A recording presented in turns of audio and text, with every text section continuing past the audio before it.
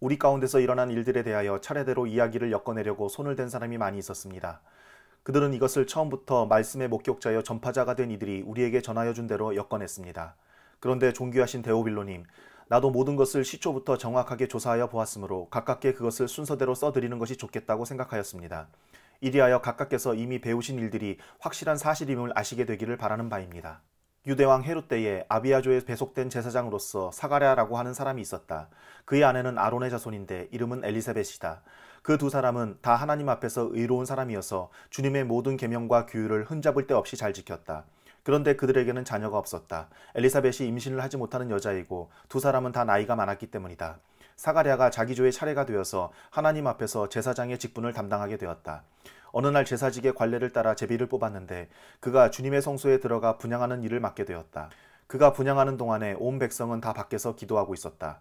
그때 주님의 천사가 사가랴에게 나타나서 분향하는 제단 오른쪽에 섰다. 그는 천사를 보고 놀라서 두려움에 사로잡혔다. 천사가 그에게 말하였다. 사가랴야, 두려워하지 말아라. 네 간구를 주님께서 들어주셨다. 네 아내 엘리사벳이 너에게 아들을 낳아줄 것이니 그 이름을 요한이라고 하여라. 그 아들은 내게 기쁨과 즐거움이 되고 많은 사람이 그의 출생을 기뻐할 것이다. 그는 주님께서 보시기에 큰 인물이 될 것이다. 그는 포도주와 독한 술을 입에 대지 않을 것이요 어머니 뱃속에 있을 때부터 성령을 충만하게 받을 것이며 이스라엘 자손 가운데서 많은 사람을 그들의 주 하나님께로 돌아오게 할 것이다. 그는 또한 엘리야의 심령과 능력을 가지고 주님보다 앞서와서 부모의 마음을 자녀에게로 돌아오게 하고 거역하는 자들을 의인의 지혜의 길로 돌아서게 해서 주님을 맞이할 준비가 된 백성을 마련할 것이다. 사가랴가 천사에게 말하였다. 어떻게 그것을 알겠습니까? 나는 늙은 사람이요 내 아내도 나이가 많으니 말입니다. 천사가 그에게 말하였다. 나는 하나님 앞에 서 있는 가브리엘인데 나는 내게 이 기쁜 소식을 전해주려고 보내심을 받았다. 보아라, 그때가 되면 다 이루어질 내 말을 네가 믿지 않았으므로 이 일이 이루어지는 날까지 너는 벙어리가 되어서 말을 못하게 될 것이다. 백성이 사가랴를 기다리는데 그가 성소 안에서 너무도 오래 지체함으로 이상하게 여기고 있었다. 그런데 그가 나와서도 말을 못하니까 사람들은 그가 성소 안에서 환상을 본 줄로 알았다. 사가랴는 그들에게 손짓만 할 뿐이요 그냥 말을 못하는 채로 있었다. 사가랴는 제사 당번 기간이 끝난 뒤에 집으로 돌아갔다. 그 뒤에 얼마 지나서 그의 아내 엘리사벳이 임신하고 5달 동안 숨어 살면서 이렇게 말하였다. 주님께서 나를 돌아보셔서 사람들에게 당하는 내 부끄러움을 없이 해주시던 날에 나에게 이런 일을 베풀어 주셨다. 그 뒤로 6달이 되었을 때에 하나님께서 천사 가브리엘을 갈릴리 지방의 나사렛 동네로 보내시어 다윗의 가문에 속한 요셉이라는 남자와 약혼한 처녀에게 가게 하셨다. 그 처녀의 이름은 마리아였다. 천사가 안으로 들어가서 마리아에게 말하였다. 기뻐하여라, 은혜를 입은 자야. 주님께서 그대와 함께 하신다. 마리아는 그 말을 듣고 몹시 놀라 도대체 그 인사말이 무슨 뜻일까 하고 궁금히 여겼다. 천사가 마리아에게 말하였다. 두려워하지 말아라, 마리아야. 그대는 하나님의 은혜를 입었다. 보아라, 그대가 잉태하여 아들을 낳을 터이니 그의 이름을 예수라고 하여라.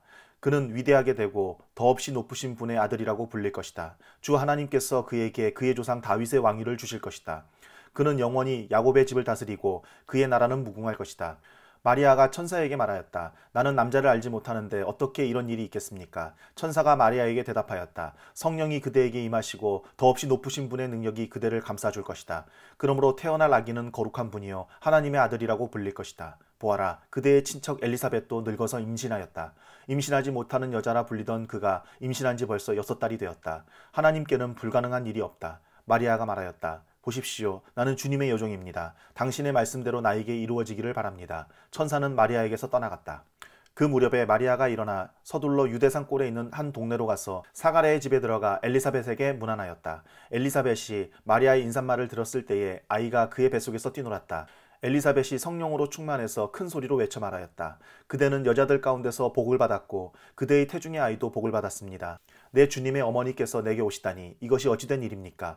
보십시오. 그대의 인사말이 내 귀에 들어왔을 때에 내 태중의 아이가 기뻐서 뛰놀았습니다.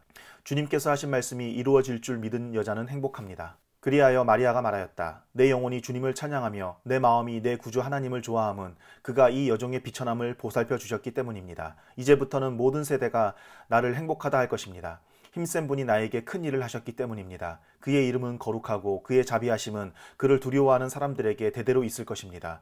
그는 그 팔로 권능을 행하시고 마음이 교만한 사람들을 흩으셨으니 제왕들을 왕좌에서 끌어내리시고 비천한 사람을 높이셨습니다. 줄인 사람들을 좋은 곳으로 배부르게 하시고 부한 사람들을 빈손으로 떠나보내셨습니다. 그는 자비를 기억하셔서 자기의 종 이스라엘을 도우셨습니다. 우리 조상들에게 말씀하신 대로 그 자비는 아브라함과 그 자손에게 영원토록 있을 것입니다. 마리아는 엘리사벳과 함께 석 달쯤 있다가 자기 집으로 돌아갔다. 엘리사벳은 해산할 딸이 차서 아들을 낳았다. 이웃 사람들과 친척들은 주님께서 큰 자비를 그에게 베푸셨다는 말을 듣고서 그와 함께 기뻐하였다. 아기가 태어난 지 8일째 되는 날에 그들은 아기에게 할례를 행하러 와서 그의 아버지의 이름을 따서 그를 사가랴라고 하고자 하였다. 그러나 아기 어머니가 말하였다. 안 됩니다. 요한이라고 해야 합니다. 사람들이 말하였다. 당신의 친척 가운데는 아무도 이런 이름을 가진 사람이 없습니다. 그들은 그 아버지에게 아기의 이름을 무엇으로 하려는지 손짓으로 물어보았다. 그가 서판을 달라 하여 그의 이름은 요한이다 하고쓰니 모두들 이상히 여겼다. 그런데 그의 입이 곧 열리고 혀가 풀려서 말을 하며 하나님을 찬양하였다. 이웃 사람들은 모두 두려워하였다. 이 모든 이야기는 유대 온 산골에 두루 퍼졌다. 이 말을 들은 사람들은 모두 이 사실을 그들의 마음에 두고 이 아기가 대체 어떤 사람이 될 것인가 하고 말하였다. 주님의 보살피는 손길이 그 아기와 함께 하시는 것이 분명했기 때문이다. 요한의 아버지 사가랴가 성령으로 충만하여 이렇게 예언하였다. 주 이스라엘의 하나님은 찬양받으실 분이시다. 그는 자기 백성을 돌보아 속량하시고 우리를 위하여 능력 있는 구원자를 자기의 종 다윗의 집에 일으키셨다. 예로부터 자기의 거룩한 예언자들의 입으로 주님께서 말씀하신 대로 우리를 원수들에게서 구원하시고 우리를 미워하는 모든 사람들의 손에서 건져내셨다. 주님께서 우리 조상에게 자비를 베푸시고 자기의 거룩한 언약을 기억하셨다. 이것은 주님께서 우리에게 주시려고 우리 조상 아브라함에게 하신 맹세이니 우리를 원수들의 손에서 건져주셔서 두려움이 없이 주님을 섬기게 하시고 우리가 평생 동안 주님 앞에서 거룩하고 의롭게 살아가게 하셨다. 아가야, 너는 더없이 높으신 분의 예언자라 불릴 것이니 주님보다 앞서가서 그의 길을 예비하고 죄사함을 받아서 구원을 얻은 지식을 그의 백성에게 가르쳐 줄 것이다. 이것은 우리 하나님의 자비로운 심정에서 오는 것이다. 그는 해를 하늘 높이 뜨게 하셔서 어둠 속과 죽음의 그늘 아래에 앉아있는 사람들에게 빛을 비추게 하시고 우리의 발을 평화의 길로 인도하실 것이다. 아기는 자라서 심령이 굳세어졌다. 그는 이스라엘 백성 앞에 나타나는 날까지 광야에서 살았다. 그때 아우구스투스 황제가 칙령을 내려 온 세계가 호적 등록을 하게 되었는데 이 첫 번째 호적 등록은 구레뇨가 시리아의 총독으로 있을 때에 시행한 것이다. 모든 사람이 호적 등록을 하러 저마다 자기 고향으로 갔다. 요셉은 다윗 가문의 자손이므로 갈릴리의 나사렛 동네에서 유대에 있는 베들레헴이라는 다윗의 동네로 자기의 약혼자인 마리아와 함께 등록하러 올라갔다. 그때 마리아는 임신 중이었는데 그들이 거기에 머물러 있는 동안에 마리아가 해산할 날이 되었다. 마리아가 첫 아들을 낳아서 포대기에 싸서 구유에 눕혀두었다. 여관에는 그들이 들어갈 방이 없었기 때문이다. 그 지역에서 목자들이 밤에 들에서 지내며 그들의 양떼를 지키고 있었다. 그런데 주님의 한 천사가 그들에게 나타나고 주님의 영광이 그들을 두루 비치니 그들은 몹시 두려워하였다. 천사가 그들에게 말하였다. 두려워하지 말아라. 나는 온 백성에게 큰 기쁨이 될 소식을 너희에게 전하여 준다. 오늘 다윗의 동네에서 너희에게 구주가 나셨으니 그는 곧 그리스도 주님이시다. 너희는 한 갓난아기가 포대기에 쌓여 구유에 누워 있는 것을 볼 터인데 이것이 너희에게 주는 표징이다. 갑자기 그 천사와 더불어 많은 하늘 군대가 나타나서 하나님을 찬양하여 말하였다.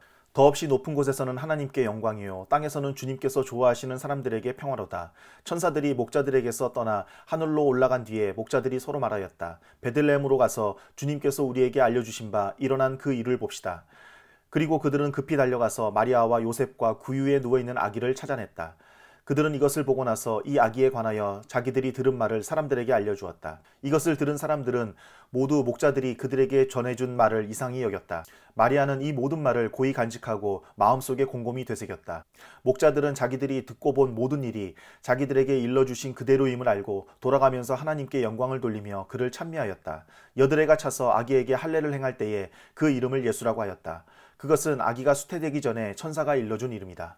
모세의 법대로 그들이 정결하게 되는 날이 차서 그들은 아기를 주님께 드리려고 예루살렘으로 데리고 올라갔다. 그것은 주님의 율법에 기록된 바 어머니의 태를 처음 여는 사내 아이마다 주님의 거룩한 사람으로 불릴 것이다 한 대로 한 것이요 또 주님의 율법에 이르신 바 산비둘기 한 쌍이나 어린 집비둘기 2마리를 드려야 한다 한 대로 희생제물을 드리기 위한 것이었다. 그런데 마침 예루살렘에 시므온이라는 사람이 있었는데 그 사람은 의롭고 경건한 사람이므로 이스라엘이 받을 위로를 기다리고 있었고 또 성령이 그에게 임하여 계셨다. 그는 주님께서 세우신 그리스도를 보기 전에는 죽지 아니할 것이라는 성령의 지시를 받은 사람이었다. 그가 성령의 인도로 성전에 들어갔을 때에 마침 아기의 부모가 율법이 정한 대로 행하고자 하여 아기 예수를 데리고 들어왔다. 시므온이 아기를 자기 팔로 받아서 안고 하나님을 찬양하여 말하였다. 주님, 이제 주님께서는 주님의 말씀을 따라 이 종을 세상에서 평안히 떠나가게 해주십니다. 내 눈이 주님의 구원을 보았습니다.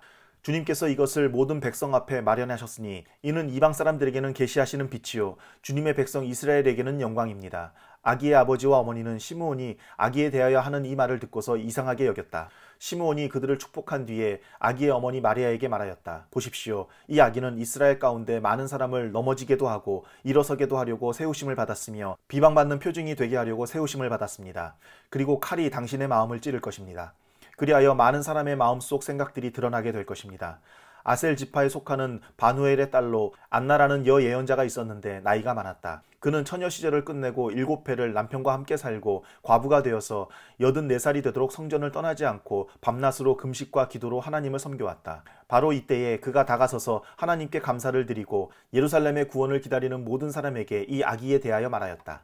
아기의 부모는 주님의 율법에 규정된 모든 일을 마친 뒤에 갈릴리의 자기네 고향 동네 나사렛에 돌아왔다. 아기는 자라나면서 튼튼해지고 지혜로 가득 차게 되었고 또 하나님의 은혜가 그와 함께하였다. 예수의 부모는 해마다 6월절에 예루살렘으로 갔다. 예수가 12살이 되는 해에도 그들은 절기 관습을 따라 6월절을 지키러 예루살렘에 올라갔다. 그런데 그들이 절기를 마치고 돌아올 때에 소년 예수는 예루살렘에 그대로 머물러 있었다. 그의 부모는 이것을 모르고 일행 가운데 있으려니 생각하고 하룻길을 갔다. 그 뒤에 비로소 그들의 친척들과 친지들 가운데서 그를 찾았으나 찾지 못하여 예루살렘으로 되돌아가서 찾아다녔다. 사흘 뒤에야 그들은 성전에서 예수를 찾아냈는데 그는 선생들 가운데 앉아서 그들의 말을 듣기도 하고 그들에게 묻기도 하고 있었다. 그의 말을 듣고 있던 사람들은 모두 그의 슬기와 대답에 경탄하였다. 그 부모는 예수를 보고 놀라서 어머니가 예수에게 말하였다. 얘야, 이게 무슨 일이냐? 네 아버지와 내가 너를 찾느라고 얼마나 애를 태웠는지 모른다. 예수가 부모에게 말하였다. 어찌하여 나를 찾으셨습니까? 내가 내 아버지의 집에 있어야 할 줄을 알지 못하셨습니까? 그러나 부모는 예수가 자기들에게 한 그 말이 무슨 뜻인지를 깨닫지 못하였다. 예수는 부모와 함께 내려가 나사렛으로 돌아가서 그들에게 순종하면서 지냈다. 예수의 어머니는 이 모든 일을 마음에 간직하였다. 예수는 지혜와 키가 자라고 하나님과 사람에게 더욱 사랑을 받았다.